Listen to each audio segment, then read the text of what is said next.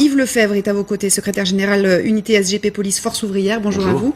Et William Molinier pour le service police-justice de LCI.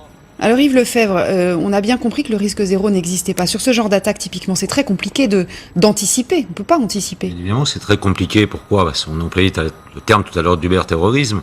Effectivement, aujourd'hui, on s'aperçoit qu'un individu peut se radicaliser en quelques instants, se fournir, acquérir un outil, quel qu'il soit. On a vu la machette, on a vu le marteau, et passer à l'acte. Donc aujourd'hui, le problème, j'entends bien... Je fais dire qu'il faut qu'on redéploie plus de forces de l'ordre, mais à un moment donné, avant qu'on puisse redéployer les forces de l'ordre, il va falloir qu'on réorganise cette police nationale. Au mois de janvier dernier, on nous annonçait un plan sécurité publique. La fin des tâches indues, la fin de toutes ces missions particulièrement gourmandes en termes d'effectifs et qui, aujourd'hui, dévalorisent la sécurité publique au quotidien. Parce qu'elles sont chronophages, en fait. Bien sûr, bien évidemment, mais aujourd'hui, on n'a pas avancé. Il y avait des perspectives avec Jean-Jacques Urvoise, ces perspectives ont été avortées. Nous, on attend aujourd'hui, effectivement, une réorganisation complète, mais qui ira de l'investigation au renseignement, en passant par la police de terrain. Parce qu'une fois de plus, on s'est rendu compte, comme ce fut le cas pour notre défunt collègue Xavier, sur les Champs-Élysées, que c'est la police du quotidien qui est visée en premier. Pourquoi ? Parce que ce sont ces policiers qui sont les premières cibles et qui sont ces cibles les plus, je dirais, faciles, malheureusement, à atteindre, parce qu'elles ne disposent pas des outils de protection comme certaines unités spécialisées qui, fort heureusement, elles, les ont à disposition permanente. Je ne peux que rejoindre ces propos. Pourquoi ? Notamment, le week-end dernier, sur divers réseaux sociaux, des publications qui annonçaient que la France, qui prévenait Emmanuel Macron que la France allait bientôt tremper dans un bain de sang et que les policiers, les gendarmes et les militaires seraient des cibles parfaites, désignées. Donc effectivement, on a aujourd'hui, là on est effectivement sur alors j'entends depuis un an, il n'y a pas de nouvelles de son universitaire. Soit, mais il faut moins d'un an, malheureusement, aujourd'hui, pour se radicaliser. Bien moins d'un an. On l'a vu, rappelons-nous, on parlait tout à l'heure de Nice, tel fut le cas sur Nice. On l'a vu sur Orly, où l'individu, en quelques heures, sous le sceau de stupéfiants et d'alcool, s'est proprement radicalisé. Donc, il ne faut pas un an pour le faire, il faut sortir de ce schéma directeur de formation en amont pour arriver à un ouvrier terroriste. Mais, effectivement, tout ça, il faut, aujourd'hui, les réseaux sociaux, il faut effectivement taper un grand coup dans les réseaux sociaux, parce qu'on ne peut pas à la fois vouloir lutter efficacement si on ne prend pas les mesures qui s'imposent, et c'est le minimum. Un problème de ressources humaines, un problème de fatigue. Aujourd'hui, les policiers n'en peuvent plus, au même titre que les militaires, mais les policiers n'en peuvent plus aujourd'hui.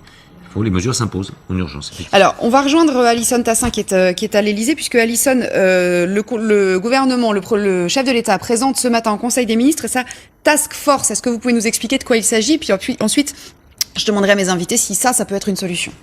Yves Lefebvre, cette task force, c'est un début de réponse ou pas ? C'est un début de réponse. Je vais attendre de savoir ce qu'il y a dedans, tout simplement. Parce que aujourd'hui, c'est pour créer une énième cellule de coordination placée directement sous l'autorité du président de la République. D'ailleurs, ça n'a échappé à personne qu'on sent qu'il y a un lien direct maintenant entre l'intérieur et l'Élysée, sans passer par la case Matignon. Bon, ça paraît tellement visible, je dirais comme un nez au milieu du visage. Moi, j'attends aujourd'hui. C'est pas ce qu'on attend. Aujourd'hui, il faut faire le bilan. Certes, le renseignement a été particulièrement efficace. On a 7 ou 8 attentats déjoués depuis le début de l'année. L'année 2016 a été, nos équipes du renseignement ont été efficaces. Mais pour autant, on pêche encore. Et là, je me tourne vers mon voisin. C'est que je fais un constat 2007-2012. Je crois qu'on a fait, et pour m'en être entretenu un jour avec Nicolas Sarkozy, lui-même m'a dit, je pense que j'ai effectivement commis une erreur à l'époque en voulant réformer le renseignement. Aujourd'hui, on a le renseignement territorial. Milieu ouvert, la DGSI, milieu fermé, on parle de la DGSE pour les affaires extérieures. Aujourd'hui, on est sur des entités de gestion, de direction différentes. Le renseignement territorial relève de la direction centrale de la sécurité publique, pendant que la DGSI est une direction générale propre. Oui. Aujourd'hui, il faut qu'on puisse déjà, dans un premier temps, mutualiser les deux. Et qu'ensuite, on limite.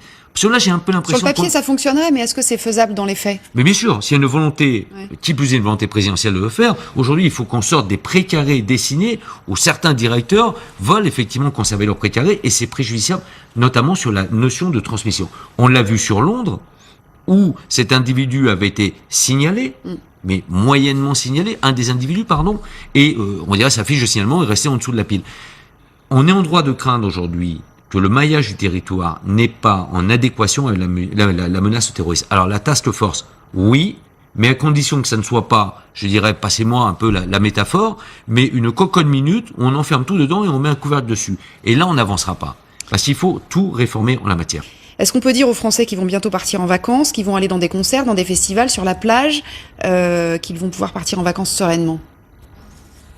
C'est vrai que partir sereinement, je le souhaite. L'affirmer serait peut-être quelque peu suicidaire. Simplement, il faut que les Français à tout niveau fassent particulièrement attention. Il y a des gestes, on doit avoir des réflexes, tout simples en la matière. Aujourd'hui, il faut également dans ce domaine, parce que vous parlez des concerts, des festivals, ne serait-ce même que des plages, il faut qu'on réfléchisse très vite aussi à la sécurité privée. À la sécurité privée, parce que moi J'ai l'impression qu'on le dit depuis 18 mois. Mais on le dit, voilà, mais la problématique de la sécurité privée, on découvre du jour au lendemain que la sécurité au sein d'Euro Disney est armée. J'ai rien contre. Simplement, je dis simplement là-dessus, il faut que les gens soient mieux recrutés, mieux formés, et qu'on ait une réflexion globale sur la répartition de la charge. Ça, c'est quelque chose d'important. Parce que, perdons pas de vue, notamment, vous parliez des plages, on arrive à la période estivale, fort heureusement pour nous tous, on a quelque peu quand même une volonté de l'ancien gouvernement, était aussi de déshabiller les plages, sans jeu de mots, de ces CRS, qui avaient surtout une mission essentielle de sécurisation. On a déflaté considérablement les maîtres nageurs sauveteurs CRS, qui sont là pas simplement pour la sauvetage de baignade, mais aussi pour assurer la police des plages, avec une capacité judiciaire pour le faire. Mais on parlait tout à l'heure également du renseignement. Moi, j'attends de voir avec impatience la police de sécurité au quotidien. Parce que vous savez, dans le profil de l'individu d'hier, il passe en dessous, au-dessus des ondes de radar du renseignement, mais peut-être que le policier de terrain qui va le croiser, le côtoyer au quotidien, va être le premier. C'est pour ça qu'il faut, en réorganisant cette police, moi je suis favorable à revenir à la police, appelons ça communément la police de proximité. Le terme est un peu banni maintenant. Mais revenons à un meilleur maillage du terrain, notamment à travers les zones de non-droit où on est complètement déserté avec la déflation des effectifs. C'est-à-dire que le comportement, effectivement, c'est un policier qui c'est un policier qui, exactement, à travers, vous le disiez tout à l'heure, à travers le milieu associatif, à travers le milieu culturel, de sentir ne serait-ce que le croisement de certaines paroles peuvent permettre parfois de détecter un début de radicalisation. C'est pour ça qu'il faut qu'on retravaille tout, j'insiste bien, qu'on réorganise complètement cette police nationale, mais aussi cette gendarmerie nationale, parce qu'à un moment donné, il va falloir se pencher sur la dualité des deux forces de sécurité. Un pays en guerre se permet encore aujourd'hui, se permet la pseudo-richesse d'avoir, je dirais, deux entités, une entité militaire, une entité civile pour assurer sa sécurité. À un moment donné, il va peut-être falloir mettre les choses enfin à plat. En fait, les Français comprennent-ils que entre les policiers qui entourent les défilés contre la loi travail et les policiers qui sécurisent Notre-Dame, en fait, ce sont les mêmes. Bien sûr, ce sont les mêmes. Voilà. Qui plus est, c'était des effectifs. Hier, notre collègue était la direction de l'ordre et de la circulation, de l'ordre public et de la circulation, la DOPC. Ce sont les mêmes qui encadrent les manifestations. Oui. Il faudrait des vraies formations ou pas? J'entends. Est-ce que il faudrait? On a vu, il y a eu quelques petites formations dans les écoles. On a appris aux enfants à se cacher sous les tables, etc. Pour le moins anxiogène. Ça a plus traumatisé nos enfants et le corps enseignant. Non, je pense qu'aujourd'hui, oui, il faut de la formation. Il faut de la formation pour fréquenter assez régulièrement certains aéroports sur l'ensemble du territoire. Il y a des fois où je me dis, si effectivement nous étions confrontés à un mouvement de foule, je me pose sérieusement des questions là-dessus. Je pense qu'il faut former, mais avec les bons mots. C'est-à-dire, il faut laisser les professionnels former. Ça, c'est aussi. On peut pas demander aux professeurs des écoles d'aller. Non, voilà, c'est le professeur des écoles. Il a largement assez enseigné nos enfants, métier que je respecte ô combien, mais c'est pas son métier d'enseigner à nos enfants quelles sont les mesures de sécurité qu'on doit prendre. Aujourd'hui, il y a des unités spécialisées pour ça. On a notamment les effectifs, bien évidemment, spécialisés, tant du RAID que des BRI ou du GIGN, mais on a également des services encore plus spécialisés dans ce genre d'appréhension de risques terroristes, que sont les services du déminage, qui savent mettre en place des périmètres de sécurité, qui savent expliquer le pourquoi du périmètre de sécurité aux gens, et c'est ce vers quoi on doit aller. Il faut quand même un peu décharger. Il n'y a pas la volonté de développer. C'est compliqué. Il y a une volonté, il y a de ça de longues années, quand on a commencé à rétrocéder la mission notamment du contrôle des bagages, des fouilles des passagers et des bagages, sur les aéroports parisiens, où à l'époque, cette société était placée sous la direction de l'ancien directeur central de la police aux frontières, donc inspecteur général de la police nationale, donc qui savait de quoi il parlait.